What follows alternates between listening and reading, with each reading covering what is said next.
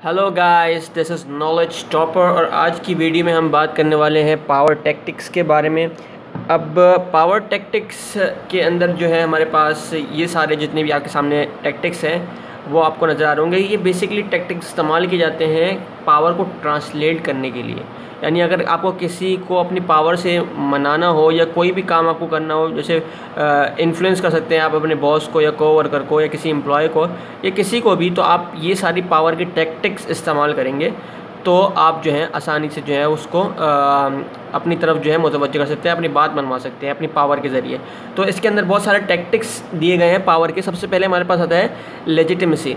अब लेजिटिमेसी क्या कहता है? कहता है कि आपकी जो पोजीशन है ना अथॉरिटी में, अगर आपकी कोई पोजीशन है तो आप उसको इस्तेमाल करके उससे जो है ऑर्गेनाइजेशन रूल्स और पॉलिसीज़ को मद्देनज़र रखते हुए, उसको देखते हुए आप जो है वो अपनी अथॉरिटी का फ़ायदा उठा सकते हैं अपनी पावर के ज़रिए और आप अपना काम करवा सकते हैं। तो लेजिटिमेसी ये होता है कि आप अपनी अथॉरिटी पोजीशन और कंपनी के रूल्स और रेगुलेशन को देखते हुए आप जो है वो अपनी रिक्वेस्ट को एक्सेप्ट करा सकते हैं एज आपकी पावर। दूसरे में है रैशनल परसुएशन। रैशनल परसुएशन में क्या होता है कि आप या तो कोई लॉजिकल बात करें, कोई लॉजिकल आर्ग्यूमेंट लेकर आएँ अपनी बात को मनवाने के लिए, या आपके पास कोई एविडेंस होना चाहिए कि आप उसको आसानी से डिमॉन्स्ट्रेट कर दें, आसानी से बयान करके उस रिक्वेस्ट को रीजनेबल बनाए। अगर कोई बात नहीं मानी जा रही तो आपने कोई ऐसा एविडेंस दिखा देना है, ऐसा कोई आपने आर्ग्यूमेंट देना है जिसमें लॉजिक छुपी हो और वो लॉजिक दूसरों को मुतासर करे, तो वो आपकी जो है वो बात मान लेगा। तीसरा है इंस्पिरेशनल अपील्स। अब इंस्पिरेशनल अपील्स में आपको पता है कि आप या तो दूसरे को मोटिवेशन कर दो, इमोशनल कर दो दूसरे को कि भाई इस तरीके से कि वो आपकी बात में जो है वो इतना उसके अंदर दम लगे कि वो आपकी बात मान जाए। मतलब कि ऐसी कोई इमोशनल बात कर दो जो उसके डायरेक्ट दिल में जाके लगे, जो उसकी वैल्यूज़, उसकी नीड्स, उसके होप्स या उसके एस्पिरेशंस को मुतासर करे, तो वो आपकी बात मान लेगा।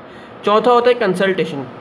अब कंसल्टेशन में होता क्या है कि आपको किसी से अगर आपको बात मनवानी है तो आप क्या करें कि उसी बंदे को उस बात में इन्वॉल्व करें ताकि उसको उसकी अहमियत का हामिल हो, वो उसको थोड़ा समझ में आए। तो वो जब कंसल्टेशन में, यानी आपका जो जिसको आप टैक्टिक्स, जिसको आप जो है वो रिक्वेस्ट कबूल करवाना चाहते हो जिस बंदे को, तो आप अगर उसको शामिल कर लोगे अपने उसके कंसल्टेशन के अंदर, तो उम्मीद है कि ज़्यादातर जो है वो चांसेस बढ़ जाएंगे कि वो बंदा जो है वो आपके साथ आपकी बात को एक्सेप्ट कर ले और आपका जो प्लान है वो अकम्प्लिश हो जाए।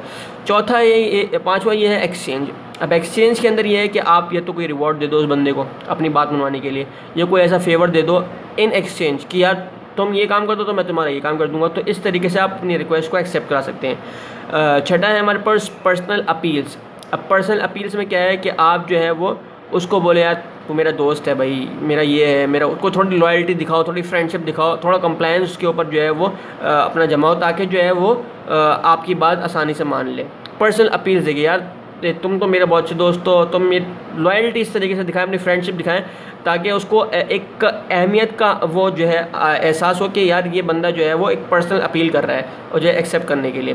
तो उसके बाद है हमारे पास इंग्रेटिएशन। तो इसमें ये होता क्या है कि फ्लैटरी प्रेस करते हैं आप, फ्रेंडली बिहेवियर रखते हैं दूसरे बंदे के साथ। जैसे ही आपको कोई बात बनानी तो आप अपने मतलब की बात जो है उसको जो है अपना दोस्त बना लेते हैं और इस तरीके से जो है ना आप जो है उसको प्रेस करते हैं क्योंकि आपको अपनी बात बनानी हो। तो आप पहले से जो है वो एक एटमॉस्फेयर क्रिएट करते हैं ताकि आप उसको आसानी से अपनी बात जो है वो कहलवा सकें, अपनी बात जो है मनवा सकें। उसके बाद होता है प्रेशर। अभी बहुत सारे लोग ऐसे भी होते हैं कि भाई इस तरीके की जो जितने भी ऊपर बात होगी तो इस तरीके से बात नहीं मानते।